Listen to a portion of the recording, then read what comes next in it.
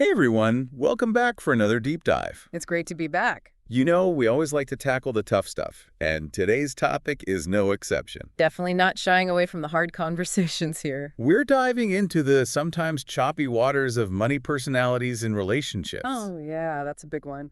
And to guide us on this journey, we're turning to a fascinating book. Always love a good book as a compass. We're looking at Chapter 8 of Second Marriages, Why 40% Succeed and 60% Don't. That title alone makes you think, doesn't it? It really does, and this chapter really breaks down why money can be such a battleground for couples. It's so true. Money is one of the top reasons couples clash. But it's not always about the actual dollar amount, right? Right. It's often more about the meaning we each attach to money. Exactly, and how we use it to express ourselves or our needs in a relationship. It's like money becomes this secret language we don't always know how to speak. Okay, so this chapter lays out 4 basic money personalities. I'm ready to hear these. Me too. Yeah. And I have a feeling we're all going to recognize ourselves and maybe a few people we know in these descriptions. Probably some light bulb moments coming up. For sure. So let's dive in. Personality number 1, drum roll, please. Okay, I'm on the edge of my seat. The drivers. The drivers. I'm intrigued already. So imagine someone who's always striving, always reaching for that next level of success. I know a few people like that. Right. And for drivers, money is like a scorecard. It's how they measure their worth and achievement. It's like that external validation that they're on the right track. Exactly. And the book goes deeper, saying it's not just about ambition. It's this deep inner need to prove themselves, almost like they're always competing. Even if it's just with themselves, right? Exactly. Yeah. So how does this play out in their financial habits? Well, think big investments, calculated risks, always aiming for that next big win. They're not afraid to go after what they want. That's for sure. Yeah. So if you're in a relationship with a driver, don't expect to be poring over spreadsheets every night. Huh. More like brainstorming the next business venture or planning that investment portfolio. Exactly. They're all about growth and expansion, both financially and personally. Now, the book mentions something interesting about how drivers express love. Oh, yeah. Fill me in. It says they often show love through making sure their family has the very best. Like top-notch education or those dream Yeah, vacations. exactly. It's their way of saying, I love you and I'm going to take care of you. It's a powerful message for sure, Yeah. but it can also have its downside. Oh, definitely. Every strength has its shadow side. So true.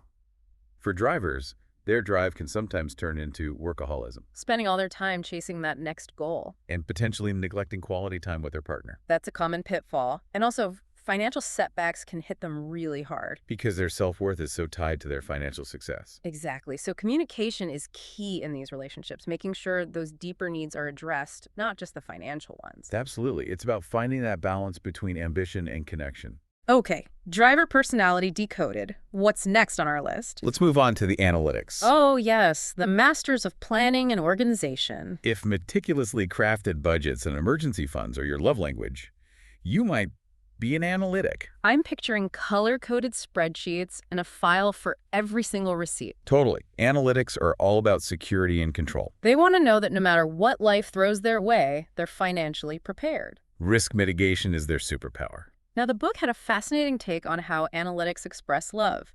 It wasn't your typical flowers and chocolates scenario. Definitely not. Think more along the lines of setting up a college fund for their child or carefully reviewing life insurance policies. It's about long-term planning and protection. Showing love through responsibility and foresight. Exactly. But even with the best intentions, this focus on security can backfire. Oh, absolutely. How so? Well, imagine an analytic partnered with someone who's a bit more spontaneous with their money. Ooh, that could be a recipe for disaster. Clashes are bound to happen if they don't understand each other's approach.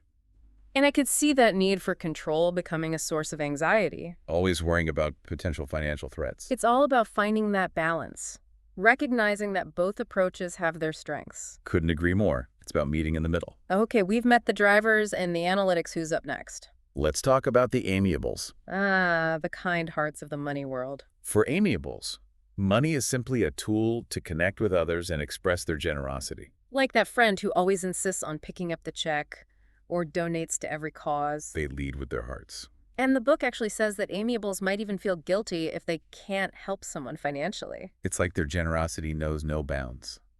But as beautiful as that is, it can also make them vulnerable. To financial exploitation or overextending their own budget. That's the shadow side of being a giver. Absolutely. Setting boundaries is crucial even when your instinct is to help. It's about finding that balance between kindness and self-preservation. Wise words indeed. Okay, we've covered 3 personalities. One more to go. Bring on the expressives. I love the energies of the expressives. They use money to express themselves and build social connections. Think of the person who always has the latest gadgets, loves trying new restaurants, and prioritizes experiences. They're the life of the party, and their spending reflects that. The book makes an interesting point about expressives often seeking validation through their purchases. That's a good point. What's the thought behind that? Well, for them, money is tied to status and creating an image. So they might overspend to impress others or fit into a certain social circle. Exactly, which can lead to trouble if they're not careful. Debt can pile up quickly when you're trying to keep up appearances. It's a reminder that sometimes our spending habits are driven by deeper needs, like acceptance and belonging. It's about looking beyond the surface and understanding those underlying motivations. And that's the beauty of understanding these money personalities. It gives us a whole new lens to view not just our own financial behaviors, but also how we relate to others in this important area of life. I'm already thinking about how this applies to my own relationships. Me too, and we've only just scratched the surface. I'm excited to dive deeper. Me too. Stay tuned as we explore how these personalities play out in relationships, and more importantly, how couples can navigate their differences to build a stronger financial future together. Looking forward to it. This is going to be good, folks, so make sure you stick around. Don't go anywhere. All right, we're back and ready to get practical. That's right. Let's take all this personality knowledge and see how it actually plays out in relationships. So now that we've met our 4 money personalities, drivers, analytics, amiables, and expressives, what's the takeaway for couples? Well, the book offers some fantastic advice for both married couples and those just starting to mingle their finances. Okay, so whether you're saying I do or just I think this could be something, there's wisdom here for everyone. Definitely. And one of the biggest takeaways that really resonated with me is the need to understand and validate your partner's money agenda. That sounds simple enough, but I imagine it's a lot harder in practice. You're absolutely right. We're so used to our own W way of thinking about money that it's tough to see it from another perspective. Yeah, we're basically wearing money blinders sometimes. Exactly. And those blinders can lead to some serious clashes, especially when you have 2 very different personalities trying to navigate finances together. Like our amiable who loves to enjoy life today versus our analytic who's all about saving for tomorrow. Oh boy, can you picture those 2 trying to plan a vacation? Oh, I can see it now. The amiable is all about that luxury resort, while the analytic is sweating over the cost of every cocktail. And that's where those money agendas clash big time. So without understanding each other's why, that vacation planning could turn into a major relationship stressor. Absolutely. It's not just about the money itself. It's about the values and motivations behind it. Okay, so we've identified the problem. What's the solution? How do we bridge that gap between different money personalities? Well, the book talks a lot about financial literacy, but not just in the traditional sense. Not just balancing a checkbook or picking stocks. Right. It's about a deeper level of financial literacy that involves learning and growing together as a couple. So it's about understanding each other's financial values and goals. Precisely. It's like an ongoing conversation, not a one-time lecture. You're constantly checking in, learning about each other's evolving priorities, and finding ways to compromise. I love that. It's like creating a shared financial language you can both speak. Exactly. And when you can communicate effectively about money, that's when the magic happens. You know, I'm starting to see how these personality differences can actually be a strength in a relationship, not just a source of conflict. Absolutely.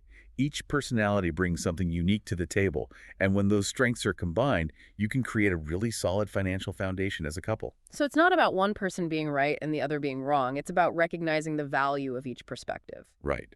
Think about our amiable with their generosity. They can remind the analytic to loosen up a bit and enjoy the moment. And the analytic with their careful planning can help the amiable stay grounded and avoid overspending. It's all about finding that sweet spot, that balance that allows both partners to feel heard and respected. I love that. Celebrating the diversity of money personalities. Now, on that note, the book also dives into some core biblical principles around money. Always a good foundation. Absolutely. Yeah. And one that really stood out to me was the emphasis on stewardship. Stewardship meaning. Viewing money not as something we own, but as a resource entrusted to us to manage wisely. So it's about responsibility using money for a purpose greater than ourselves. Exactly. And the book goes on to talk about the importance of a strong work ethic, saving wisely, providing for our families, and giving generously. Timeless principles that can guide couples as they make financial decisions together. For sure, and those principles apply whether you're managing a household budget or planning for retirement. Okay, so we've got some great advice for married couples, but what about those who are still in the dating phase? Ah, yes. Navigating money matters in those early stages of a relationship can be tricky. For sure, you want to put your best foot forward, but you also don't want to hide your financial reality. Right, and the book actually has some very insightful advice for singles. Let's hear it. First and foremost, understand your partner's money agenda before marriage. So don't wait until you're walking down the aisle to have those tough conversations about spending habits, financial goals, and debt. Exactly. Those are things you want to know up front before you make that lifelong commitment. It's like a financial compatibility test, right? Exactly. Seeing if your values and habits align before taking that big step of merging accounts. Makes sense. And I bet the book has some thoughts on merging finances too. It does, and it actually cautions against doing it prematurely, even if things are getting serious. So take it slow. Observe how your partner handles money in different situations and have open and honest conversations about your financial philosophies. Those conversations are crucial, and they don't have to be scary or confrontational.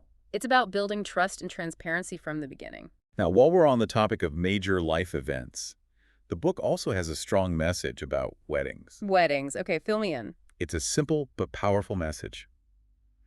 Don't sacrifice the future of your marriage for a lavish, Instagram-worthy celebration. Ooh, that's a good one.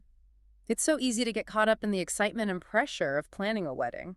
But remember, the true foundation of a strong marriage isn't built on fancy floral arrangements or a designer dress. It's built on shared values, mutual respect, and a solid financial plan for your future together. Exactly. So prioritize your financial well-being over appearances. That's a message every couple needs to hear, whether they're planning a wedding or just navigating everyday financial decisions. Okay, so we've covered a lot of ground here, and I want to make sure we haven't lost sight of our 4 money personalities. Good point. It's easy to get lost in the practical advice, but understanding those core personalities is what helps us make sense of it all. Exactly. Remember, these are just broad categories, and everyone expresses these traits to varying degrees. It's not about putting people in boxes or saying you're this or that. It's about having a framework for understanding different perspectives and motivations when it comes to money. And using that understanding to communicate more effectively and build stronger relationships. You know, while we've been focusing on romantic relationships, I can't help but wonder if this knowledge can be applied to other areas of life as well. Ooh, that's an interesting thought. You're thinking beyond just couples and finances. Exactly. What about our interactions with colleagues, friends, even family members? Don't you see these same money personality tendencies playing out in those relationships too? You've hit on something really profound. We talk about speaking each other's love languages in romantic relationships. But what if we could all become more fluent in these money languages as well? That's a fascinating idea. Imagine how much smoother our interactions would be if we could understand and anticipate how different people approach money. It would change the way we approach financial conversations, turning potential arguments into opportunities for empathy and collaboration. And that understanding could extend beyond just finances. It could help us navigate all sorts of disagreements and conflicts. You're absolutely right. It's about taking this knowledge and using it to create a more harmonious and understanding world. What an amazing insight. It's like we've unlocked a secret code for understanding human behavior, and it all started with this deep dive into money personalities. Who knew finances could be so enlightening? It's amazing what we discover when we take the time to really explore these seemingly everyday topics. That's the beauty of these deep dives. There's always something new to learn and apply to our lives. Wow, that last point really got me thinking. It's like this whole deep dive has been about so much more than just money. It really has, hasn't it? It's like we've stumbled upon this whole new way of understanding people, what makes them tick, Yeah. what drives their decisions, and especially how we can navigate those differences to build better relationships. Absolutely. And the best part is that this knowledge is empowering. Once you start seeing the world through this lens, you can't unsee it. Right. Like I'm already thinking about specific people in my life and kind of trying to figure out which money personality they align with. Uh-huh. I've been doing the same thing. And it's funny because it's giving me this whole new perspective on past disagreements or misunderstandings, like suddenly things are clicking into place. That makes sense, though, right? Because once you understand those underlying motivations, it's not about right or wrong anymore, it's just different approaches. So true. So for our listeners who are on this journey of self-discovery, what's a good starting point? If they want to apply these insights to their own lives, where do they go from here? Hmm, that's a good question. I think the best advice I could give is to just pay attention. Start observing how people around you react to financial discussions, what motivates their spending choices, where their anxieties lie. Mm, Just really tune in. yeah, be a money detective. Exactly.